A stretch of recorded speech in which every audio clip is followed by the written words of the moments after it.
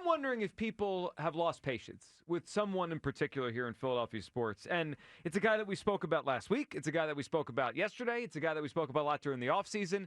And it's a guy I absolutely have lost patience in, and that is Alec Bohm. All right, so Alec Bohm was out in the lineup on Sunday. And I find it interesting because every time we talk about him, there are a good amount of people who still believe in Alec Bohm. Believe in him. And I wonder what you're looking at because I don't have that belief. And here's where I'm at starting today as the Phillies get set for a big series down in Atlanta. I've totally lost my patience with Alec Bohm. I'm done being patient with this guy. It has been a long time that he's been in the big leagues and a long time he's been a Philly. I imagine he'll be in the lineup tonight. And if he doesn't hit tonight, I have no interest in seeing him in the lineup tomorrow. 215-592-9494. Hugh, allow me to long talk for a second, or at least medium talk, all right? Alec Bohm is going to be 29 years old this season. Okay, let me repeat that again. He's going to be 29 years old this season. Sometimes we talk about him as if he's a kid, that whole daycare nonsense. He's going to be 29 this season. His average year, if you look at his 6 years in the big leagues, over 162 games, is a 276 hitter with 16 home runs. 276 with 16 home runs. And I'm supposed to deal with the guy that throws a fit on the field every time he doesn't perform well and might be the only guy on this team that hasn't jumped on board with what everyone else is doing, which is being patient at the plate. Again, this is his 6th year in the major leagues. And let me run through what other Phillies in the past have done by year 6. By year 6, Chase Utley had been a 3-time All-Star, a World Series champion. By year 6, Ryan Howard had 4 top 5 MVP finishes and 222 home runs. By year 6, Cole Hamels was a World Series MVP. You want to go to the Eagles? By year 6, Jalen Hurts had played in 2 Super Bowls and won one. This guy, Hugh Douglas, was the 3rd pick in the draft. This isn't some guy. He was supposed to be a star player. It's year 6, and he is crying on the field after grounding into a double play, okay? He hit cleanup 102 times last year, which means they tasked him with protecting Bryce Harper. I'm done with patience. They tried to trade him in the offseason. Nobody wanted him. And everyone didn't just look at that like, no big deal. No one wanted him. Or no one wanted to give up anything for him. There's a reason. Starting today, for me, he's got to play for his at-bats. If he doesn't play well today, I want Sosa in there tomorrow. No more. Like I said yesterday, the scholarship's over. The leash is gone. It's done. Where I'm at with Alec Bohm is I have totally lost patience. 215-592-9494. Hugh, what do you got on Bohm? Do you still have patience with the Phillies third baseman? This is starting to turn into the long talk segment because for me, this is where, and I'm not taking a stance or having an opinion about this. And I think I have to be clear in that because Kyle gets mad when he feels like I'm not taking a stance. But here's the thing. I think that there's still some good in Alec Bohm. I think that he's on a short leash. I definitely think that's the case. When you look at everybody else that you talked about buying into everything that the Phillies are trying to accomplish and everything like that, I don't think they have given up on him yet. But he's on a bat-to-bat basis. Thin ice, you might say? Well, a little bit. I think there's a little bit of that because of the reasonings that you gave, the fact that they tried to trade him and everything. But I don't think that they've totally given up on him. I still think that they feel, being an all-star last year and things like that, Joe, that there's still some saving grace in him. But when you have a guy behind you in Sosa that's doing what he's been doing, granted, it's in a small sampling size, and if it's helping you win, you can't deny that. You can't deny that aspect of it. So, yeah, I haven't given up on him yet, but he's definitely on a short leash. Well, my patience is gone. Like, I have none left. We've been patient with this guy for years. Always going to turn into the middle of the order bat. Always going to hit home runs. Always going to become more consistent. No, he's not. And then I think there's something to be said, man. Listen, and I understand that, people for whatever reason think that money is the heals everything or heals all wounds. It's something to be said when your teammates, if you didn't know, feel some kind of way about you. That's a hard pill to swallow. Well, it is. And especially, Joe, when you talk about the narrative that has been painted for us as fans. When, you hear guys just a year ago talked about how close-knit they were and how the families hung out together and all this other stuff, and they spend time together outside of baseball. I'll tell you what, it's a little jarring to hear, especially if you know the relationship or you think you know the relationship that you have with your teammates. it might be a little tough to hear. They don't really rock with you like that. Well, I mean, sometimes you got to look at the man in the mirror. I mean, why? I mean, this is a tight knit group. They seem to like each other. And again, I'm not trying to say they don't like him as a person. I think they're frustrated with him as a player. That's my view watching them around him. But that's a conversation. That's something that I feel should be said face to face from my teammates. And maybe it has. I mean, this has been years. Like, yeah, you're right. You're right. I'm speculating. Yeah. I'm speculating. But that's kind of where I'm at with it. I think he's probably dealing with a little bit of that too. Well, here's what I'm tired of him dealing with stuff. It's time to grow up.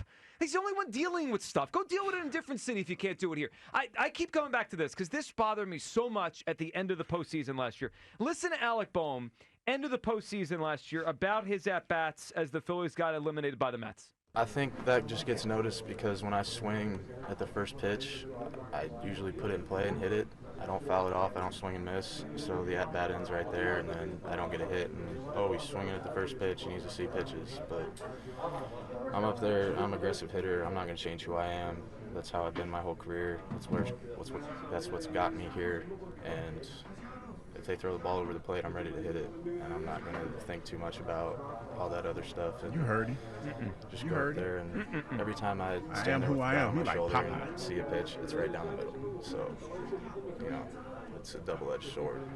All right, so that was last year. And we go into this year, and it feels like there's one person who hasn't got on board with the philosophy that they're trying to implement, which is take pitches, grind at bats, get the starter out of the game. I mean, you got Trey Turner up there not swinging at first pitches. Trey Turner likes to swing early. You got Nick Castellanos up there not swinging at first pitches. Nick Castellanos, since he was probably 10 years old, has swung at the first pitch. He is trying not to do that. And then on Saturday, it struck me. It's not that he didn't get a hit. It's not that he grounded to a double play. That happens, right? You're going to fail in baseball a lot. On Saturday afternoon against the Dodgers, Alec Bohm got to the plate 4 times.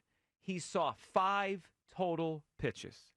If I'm Trey Turner and I'm Nick Castellanos, I'm like, dude, are you not paying attention to what we're doing here? You're the only one doing your own thing. This is a team effort, and you're doing your thing. That was like the final straw for me with losing patience with him. Then he's pouting after he gets thrown out at first base. But on top of it, he's just not in lockstep with the rest of the team. Let me paint it for you like this, and this is no way, shape, or form me making excuses. This is just something. No, this is just something that I remember my psychiatrist, Dr. George James, was telling me about. It's like a lot of times you can't fundamentally change. You can adjust who you are, but you can't fundamentally change who you are. So there are certain things, say like for like when he said, he's an aggressive hitter. He's not going to change that. Nobody's asking you to change that, but you might have to adjust that a little bit. Right. You can still be aggressive. Like Castellanos and Turner. Yeah. I think he's being a little aggressive. I think he's being a little defiant, if you will, because of the way – and I'm speculating, y'all. I don't know this for sure. I haven't heard anything. Recklessly? I'm recklessly speculating. Starting. I'm speculating because of the way that his demeanor has been and the fact that now all of a sudden – we're starting to hear these stories about how everybody loves Sosa more than they love you. I mean, and that's how it's probably read or interpreted by him. So he's being a little defiant instead of not internalizing what's being said and just becoming just trying to fall into lockstep with what everybody else is doing. Well, it's frustrating to me, and it's why I've lost patience. Let's hear from Bryce Harper. This was after opening day, okay? And this is Bohm's one great moment of the season. He got the game-winning hit on opening day against the Nationals. And you can read this however you want. I think most people saw the quote, heard the quote, and felt like, they're behind him. But there's also another way to read into it if you want. Here's Bryce Harper opening day after the win over the Nats. Obviously, they were real. He had a possibility of going somewhere else, and a lot of guys in here, man, including myself, we love that kid over there. He plays the game and plays it hard and understand what it takes, man. And he just needs to not put pressure on himself too much and just have fun, enjoy what he does. And what a big at bat for him to come through right there.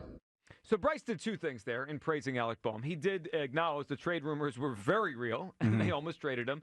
And then he also said, Hugh, and maybe this is us reading too much into it, a lot of guys in here like him, which makes you wonder, why did he say everybody? Well, that's the one. And that's the one where I tend to, when I hear these cuts, that kind of sticks out to me a little bit because the dynamic has changed. The fact that you're the topic of conversation more than likely because of the way you're playing.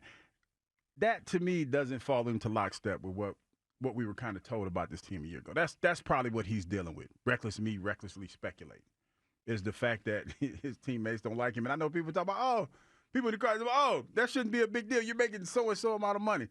It is a big deal, people, especially if you're talking about a team that prided itself on being a close-knit group. Mm. Now you have him as an outlier.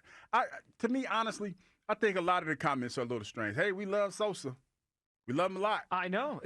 Wheeler last week said he's his favorite player in baseball to watch. I mean, here my read on it is they're losing patience. The players Phillies, are complex, man. Yeah. Players are it's not like it was back in the day when, people said something about you and you just kind of let it go and you just did your job. Players nowadays they're a lot more complex. They're a lot more sensitive to their needs. Well, and maybe they're also realizing their baseball mortality as Phillies is not as long. Right. It's a now or never season, and all of us are rowing in the same direction, and you're doing your own thing over there, Alex. Swing at the first pitch every time. 215-592-9494. Alec Bohm's been a topic of conversation here for a long time, whether it was in the beginning where, is he going to survive in Philadelphia, then his improvement. And look, this guy was the third pick in the draft at one point. Have you lost patience in Alec Bohm? I haven't given up. I know. Yeah, Don't give up on me, baby. Yeah, I have lost total patience with this guy. 215-592-9494. Kyle, where do you come down on Bohm at 28 years old as we're having the patience conversation, 6 years in the big leagues? Yeah, you guys are both parents. I'm sure you're familiar with the old, I've had it up to here with Alec Bohm. I've had it up to here with Alec Bohm. It's one thing to be passionate, and it's another thing to be mopey.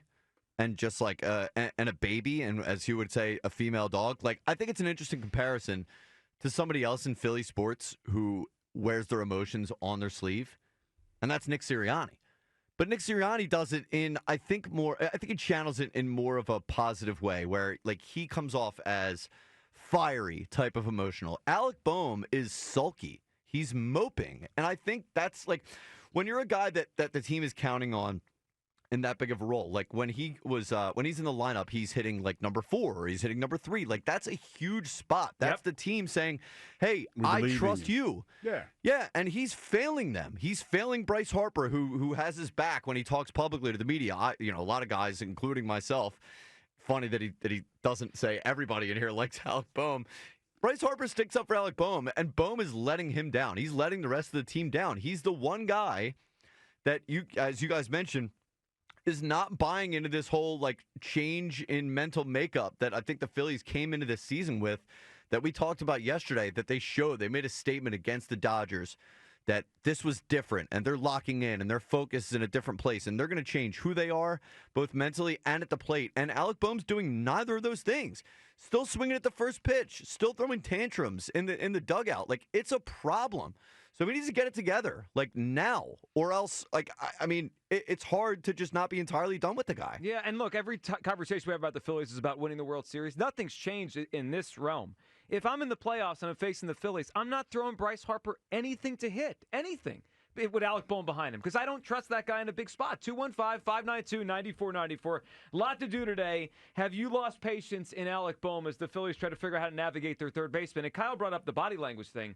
He has by far the worst body language I've seen here since Carson Wentz. His body language when things go bad.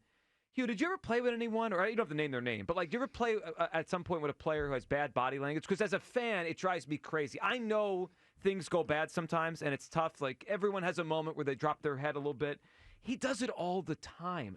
It drives me crazy because, it's okay to make it out. You got the next at bat, right? The game's not over. All the time when things go bad, it looks like he's about to give up. A little Mopey. I've never played with a guy like that. Maybe it happens less in football. Well, defensively. Right, defense. All quarterbacks do it sometimes. Quarterbacks do it. Yeah. You think of someone? Well, you know what you do? You wait because you know it's on the tip of my tongue and you're itching. You say, don't say nothing. I didn't but say, who do you got? I was saying I didn't ask you to call a teammate out. I was just saying. Well, you kind of did. No, that's not what I said. I said you don't have to name him. Just did you ever play with someone who did that? Yeah. Is it frustrating? Yes. Yeah. Yes, it's frustrating. I knew it. It had to be frustrating. Embiid's body language could be bad at times too, but I guess I'm used to that. 215-592-9494. Your take on Bohm. Have you lost patience with the Phillies third baseman? We'll see if he's back in the lineup tonight against Chris Sale and the Braves.